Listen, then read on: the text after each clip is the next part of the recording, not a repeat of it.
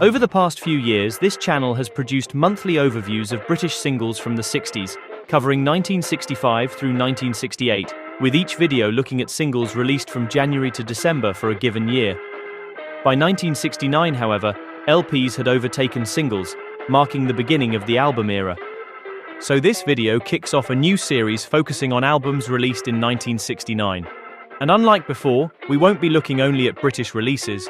We'll also include American LPs, giving a broader perspective on the music scene in 1969. So without further ado, let's take a look at some great releases issued in January. Let's begin.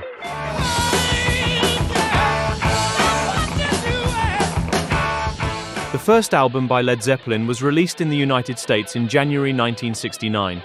But oddly enough, the record did not appear in the UK until 2 months later, finally being released on the 31st of March. By the time it was issued in Britain, word of mouth from America had already begun to build the group's reputation, and by July 1969, the album had already sold 1 million copies in the States. All right, don't touch that dial, Wes. We've got something brand new for you. This is England's newest sensation, Led Zeppelin, with their very first single, Good Times, Bad Times. Turn it up!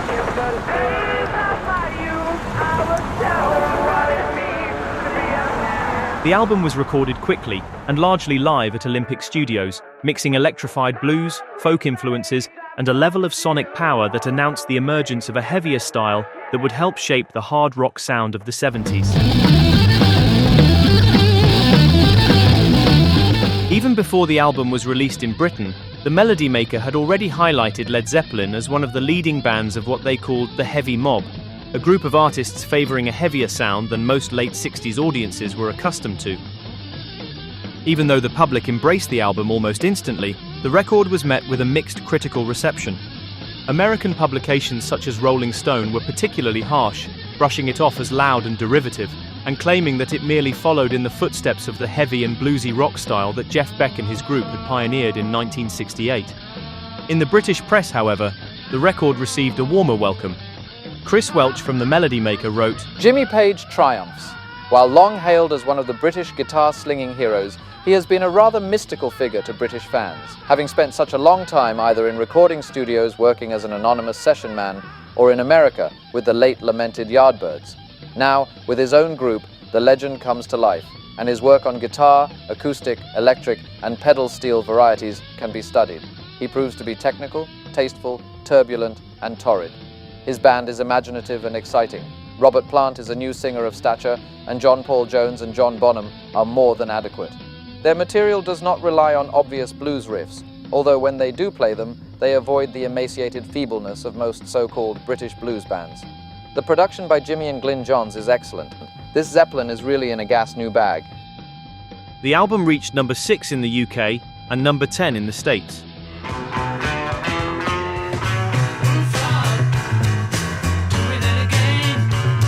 January 1969 also saw the release of Yellow Submarine by the Beatles.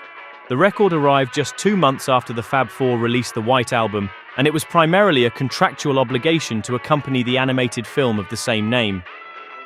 The album was a hybrid of new Beatles material and previously released songs, combined with the orchestral score composed by George Martin, which took up the entire second side of the record.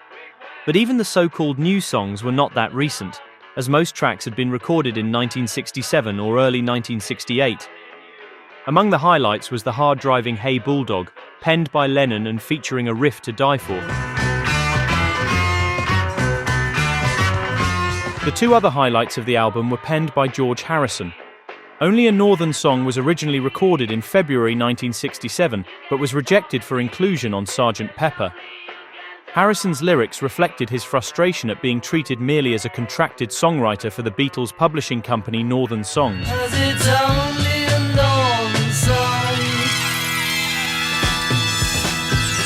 The other Harrison track was It's All Too Much, which was recorded in May 1967 at Delane Lee Studios in London and was inspired by Harrison's experimentation with acid.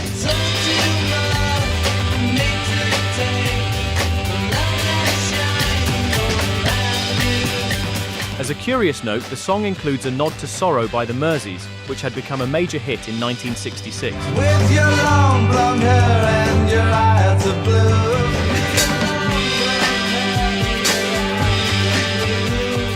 The album received mixed reviews, and it became one of the few Beatles releases that failed to top the charts in either the United Kingdom or the United States, peaking instead at number 3 and number 2 respectively.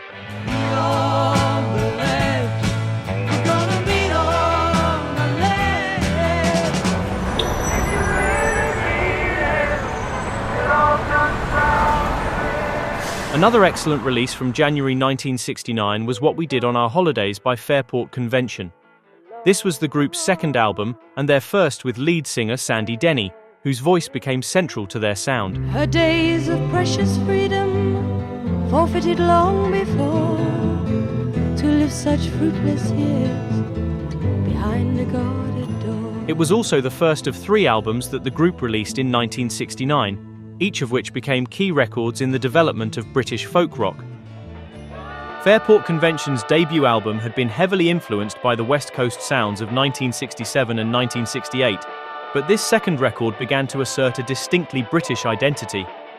The album balances folk and rock influences, and it featured songs that ranged from interpretations of traditional material to original compositions that reflected the band's growing confidence as songwriters. My young love said to me,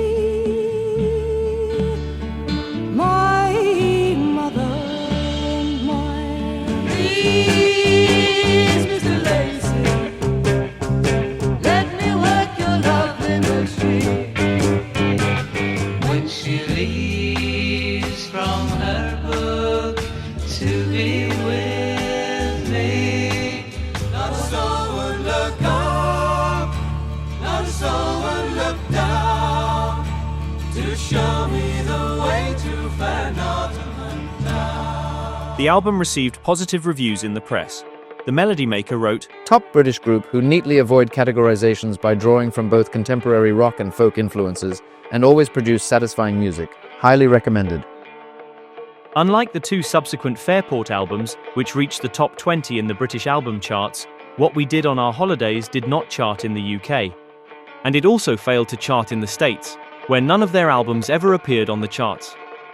Even though they never achieved the same level of commercial success as some of their contemporaries, their music influenced many folk and rock groups of the era, including Led Zeppelin, and Sandy Denny later duetted with Robert Plant on The Battle of Evermore, becoming the only guest vocalist ever to appear on a Led Zeppelin record.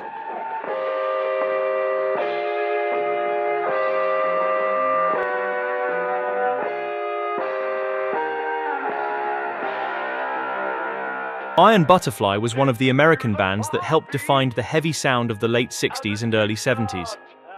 Following the massive success of In-A-Gadda-Da-Vida in the summer of 1968, the group returned to the recording scene in January 1969 with this album called Ball. The record retained the band's signature dark psychedelic atmosphere, featuring heavy, fuzz-laden guitar riffs and prominent organ work from Doug Ingle.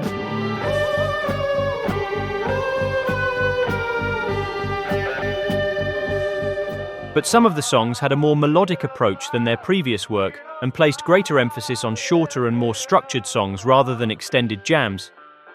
The album spawned 2 singles. The first was Soul Experience, which reached number 75 on the Billboard charts.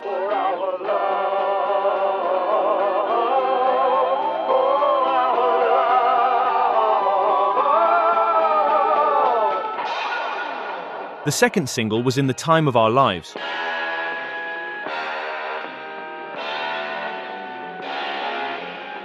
This was a strange choice for a single, given its rather dark, brooding tone and morbid lyrics. Attention to the heartbeat as the jigsaw away.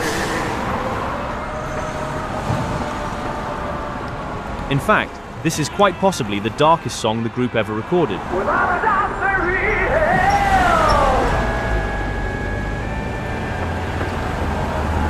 hell. The album received mixed reviews, with some critics praising its variety, while others commented that the record lacked the impact and cohesion of Iron Butterfly's previous work.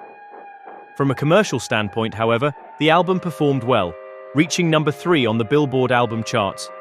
But in the UK, the record failed to chart, and it also went largely unnoticed across the rest of Europe.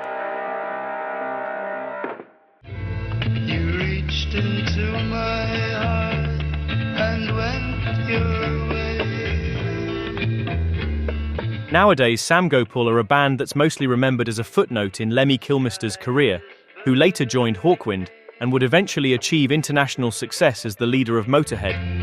Then I learned there was more to life than this. In Sam Gopal, Lemmy, who was credited on the album as Ian Willis, served as vocalist and guitarist, while the group was led by Sam Gopal himself, a Malaysian musician who played the tabla. By 1969, psychedelia was widely regarded as a genre that had run its course, and most of the bands that favored a more experimental or unusual approach were exploring the kind of sounds that would come to define early progressive rock, which had yet to reach the mainstream and was still very much part of Britain's underground scene. But psychedelia wasn't completely dead, and Sam Gopal were one of several underground bands from that period that continued to explore a psychedelic sound and aesthetic.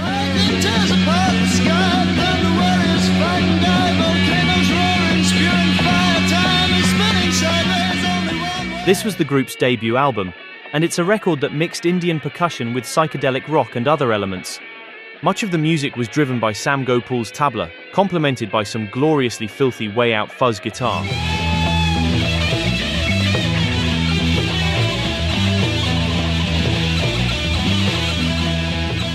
Apart from a couple of covers such as Season of the Witch by Donovan, most of the tracks were written by Lemmy, who wrote all the songs over the course of a single night. Tunnels of darkness yawn, the moment draws nigh. Too late the black wings beat, too late the cry. Midsummer music in my ears. Midsummer raining down the year. Now you can begin to learn to cry. 'Cause you're alone now. But I'm learning, for you gave me my first love, and that is surely your most precious gift. I thank you. The group got a fair amount of promotion in the press, and the record received mostly positive reviews. The New Musical Express wrote, This is a British underground group which for a change should appeal to a wide audience, as all the tracks are very melodic and easy to listen to. While most other groups dabble with the sitar, the group has concentrated on the tabla, which fits surprisingly well into a very individual Western sound of heavy guitars and drums. Vocalist Ian Willis has a good, distinctive voice and is responsible for writing most of the excellent tracks. My only complaint is that the group has chosen to include Season of the Witch, which is in danger of becoming the most over-recorded composition in recent months. Apart from that, this is a very well-produced first album from one of the most promising new groups I've heard for some time. The album failed to achieve commercial success, and the group disbanded shortly after the departure of their manager Robert Stigwood. A new lineup of the band was later formed under the management of Led Zeppelin's Peter Grant, but this incarnation never released any recordings, and the group ultimately dissolved in 1971, partially because Sam Gopal was sidelined for several years following a serious car accident.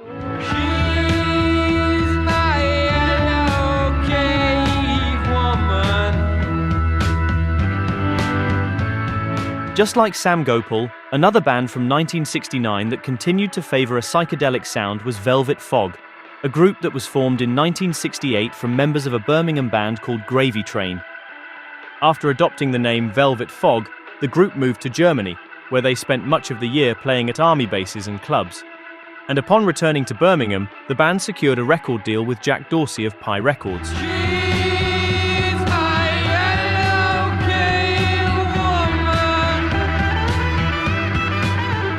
The group's original lineup briefly featured future Black Sabbath guitarist Tony Iommi, but Iommi left the band after just one gig, and he was eventually replaced by Paul Eastman, who was Iommi's cousin. At the time, Pi Records was actively seeking out unusual underground acts, so Jack Dorsey encouraged Velvet Fogg to be as provocative as possible, and this push for controversy was most clearly reflected in the artwork for the band's debut album, which featured the group in garish makeup and costumes, alongside two women wearing nothing but strategically applied body paint. The package was also accompanied by a typically cryptic sleeve note written by DJ John Peel. The album featured original compositions by the band, alongside several songs written by Keith Law, a local songwriter who became a close friend of the group, and most of the tracks were in tune with the slightly heavier approach to psychedelia that came to define the late 60s. We won't take your word, Mr. Plastic Man. you waste the time of these people of mine once among the trees. There must be escape within the night. I'll call your name.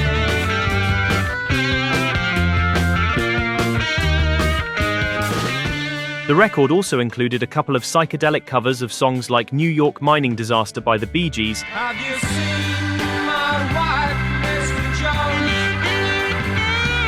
Do you know what it's like on the outside? and Come Away Melinda by Tim Rose. Oh, come away, Melinda. Come in and close the door. The album received generally positive reviews. Another underground group favoured by John Peel, who again writes the sleeve notes. A 4-strong group with a couple of nudie birds added to the aggregation for the front picture. Favourite tracks are Once Among Trees, with sexy undertones and overtones, and Yellow Cave Woman, a very long opening track, something of interest all the way from this Fogg. Despite the good reviews, the record was not a success, and as a result, Pi Records lost interest and withdrew their backing, prompting Velvet Fog to split up 6 months later. In the years following the band's demise, however, demand for the album has grown considerably among collectors. Original pressings have changed hands for remarkably high prices, and numerous bootleg copies are also known to be in circulation. And this sustained interest eventually led several labels to reissue the album over the years. Born on the bayou.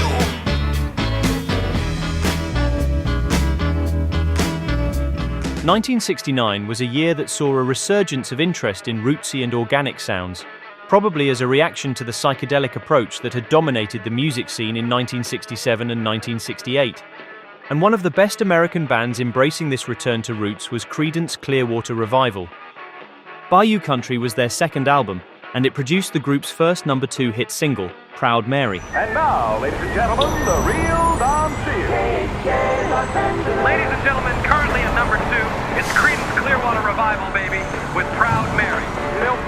Job in the city, waiting for the man every night and day. By the time the album was released, tensions had already begun to build among the 4 members, largely because John Fogerty had assumed control of nearly every aspect of the band. Reflecting on the recording of Bayou Country, Fogerty later recalled that making the album had been a real confrontation. Everyone wanted to sing, write, and create their own arrangements, and after years of struggling together, those disagreements came to a head. The album received mixed reviews. Rolling Stone noted that Bayou Country suffered from inconsistency, stating that the good cuts were very good, but the bad ones just didn't make it. The review praised Born on the Bayou and Proud Mary, but felt that many of the other songs lacked originality. Overall, it concluded that even though the material was not always strong, Creedence Clearwater Revival plays with enough gusto to overcome this problem. The album enjoyed major success in the United States, climbing to #7 according to Billboard. In Britain, it stalled at #62.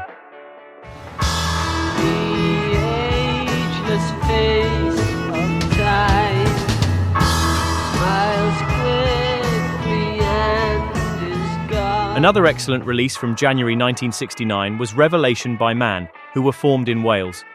This was the group's debut album, and it captured them at the start of their eclectic career, with a sound that was still very much rooted in psychedelia, but with hints of blues and early progressive ideas. The record ranges from heavy, jam-oriented tracks to more acoustic and melodic moments, showcasing the versatility and experimental sound that would characterize much of the band's work.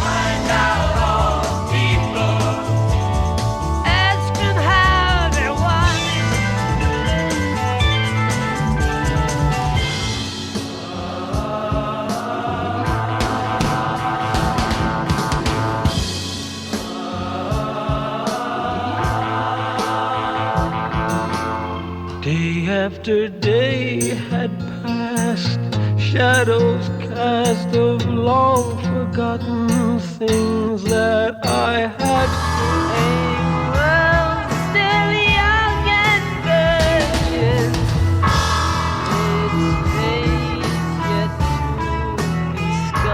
One of the album's most notorious tracks was Erotica, which was released as a single and was banned by the BBC for its use of simulated sexual sounds. Ah.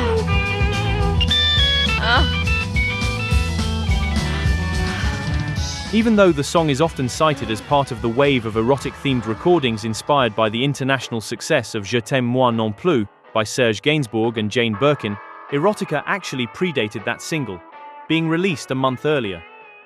Record Mirror wrote, Man are a four-man group who produce plenty of instrumental sound for so few and add some kinky vocal sounds. I liked the punchy playing and the idea of keeping the instrumental more or less straight while distorting the vocals. The LP was recorded at Swansea's Langland Hotel and in Pi Studios. It's worth a listen. All tracks written within the group, mostly by Roger Leonard. Revelation did not achieve major commercial success, and it was not as strong as some of the band's later releases. But it established Man as a promising act within the British underground. Over time, the album was rediscovered by fans of late 60s psychedelia and early progressive rock, and it was eventually reissued with bonus tracks, cementing its status as an important early document of the group's evolving sound.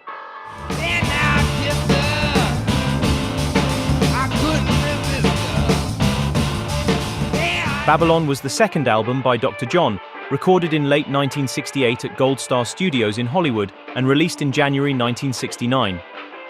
Dr. John's previous album offered a truly unique voodoo-style hybrid of New Orleans rhythm and blues with psychedelic and avant-garde elements. And even though it wasn't a success when it was first released, the album has become a major cult favorite over the years, with the record often included in lists of greatest albums of all time. This second album featured most of the elements that characterized Dr. John's first record, but it was even more inaccessible and challenging than its predecessor, featuring complex time signatures and a very chaotic and murky sound.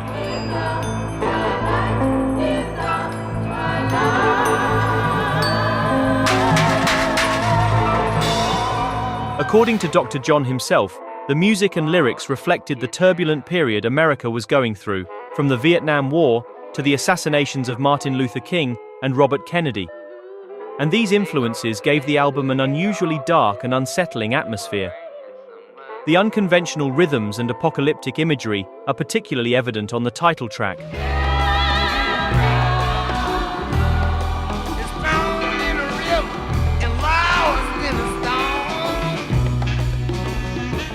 And the politically charged themes emerge on songs like the patriotic Flag Waver.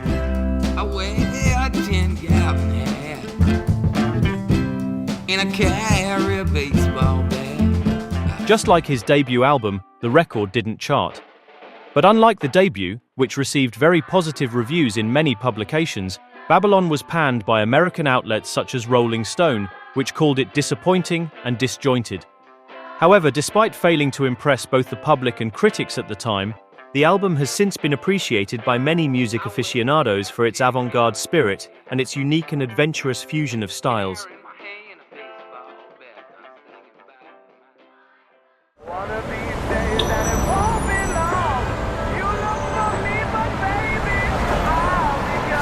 I hope you enjoyed this trip back to January 1969. Let me know in the comments which of these LPs from January are your favorites. See you next time.